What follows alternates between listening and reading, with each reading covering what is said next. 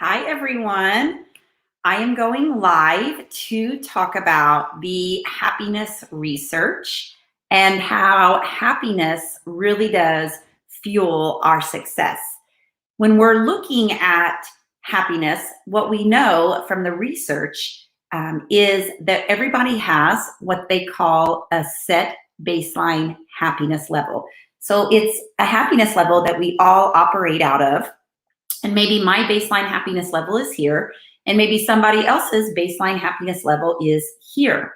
And what we know from the research is that really good things can happen to us, right? We can get a new job, or we can enter into a new relationship, or we can go shopping for the day, or we can experience some kind of success in our life, and our happiness level will go up for a period of time. But we also know from the research that it always goes right back to baseline after a period of time.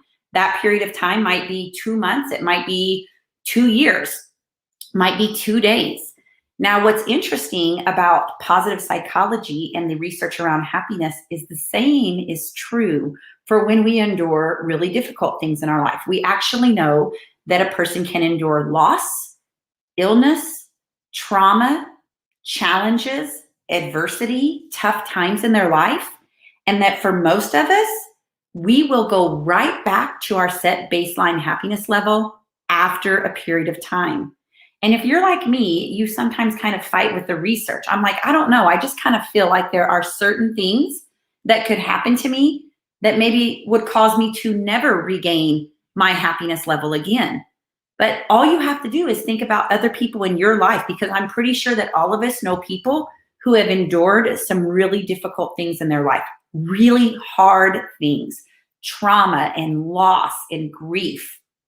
And most of those people actually go on eventually to live very meaning-filled, joy-filled lives. So the happiness research says that as well. Now, you might be asking, well, where does my baseline happiness level come from? Or why is mine here and somebody else's is here? If you think of your happiness as a pie chart, what we know is that 50% of your long-term happiness is genetic. It comes from your mom or your dad, or a mixture of both. And sometimes when I'm on this stage and I'm telling this happiness research and I say that stat, I will see like 80% of the heads will drop and they'll think, oh, like I'm so screwed, right? But it's true. There's a genetic tendency to this. Some of us are born into families where they have a brain that kind of focuses more on the positive than the negative. And others of us are born into families, or we might have one parent who just kind of sees the world through a darker lens. Now, stay with me though, it's just 50%, all right? What we also know is that only about 10% of your long-term happiness levels come from your external circumstances. What's an external circumstance? Well, an external circumstance is, are you married, single, divorced, or widowed? Do you need to lose 5 pounds, or do you need to lose 50 pounds? Do you make $75,000 a year or $7 million a year?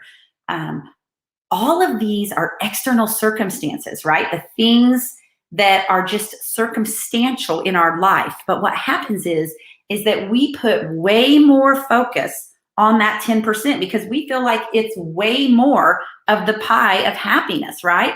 Like we play the if-win game with happiness. We say, well, if I could just lose 20 pounds, I'd be happy. Or if I could just make $100,000, I'd be happy. Or if we could just purchase this bigger home or this nicer car, I'd be happy. But when we look at the happiness research says that those external circumstances, right? What kind of car you drive, what kind of home you live in, how much money you make, if you're married, single, divorced, or widowed, if you need to lose weight, if you don't need to lose weight, all of those things only count for about 10% of our long-term happiness. But we let it eat up way more of the pie than that. Now, the part that has fired me up for the last 20 years as I've studied the topic of happiness and well-being is that leaves 40% of the pie left. That every human being, regardless of their genetics, regardless of their external circumstances, every human being has the ability to increase their happiness levels by up to 40%. Who in here doesn't want to increase their happiness levels by up to 40%. That 40% is made up of 3 different areas. It has to do with your thoughts, your actions, and your behaviors. And in my Happy Academy, which is my 10-month coaching program, we focus on that 40% for a big part of it. We focus on the actions, thoughts, and behaviors, and then how we can use those to actually increase our happiness levels by up to 40%. Now, I would love to hear your thoughts about the research, because usually when I tell people the research, it kind of blows their mind. And it makes us think about, what are we putting our effort into, right? What is it that's propelling us forward to living a life that feels really good to us, not just on the outside, but on the inner framework of who we are, so that we feel like we're living a meaningful, purposeful, joy-filled life, and understanding that at least 40% of it is on us, right? 40% of it is our responsibility. So that is your little mini lesson today, your little training on understanding the happiness research. And I hope that it makes you kind of think and reevaluate what eggs you're putting into what basket in your own life.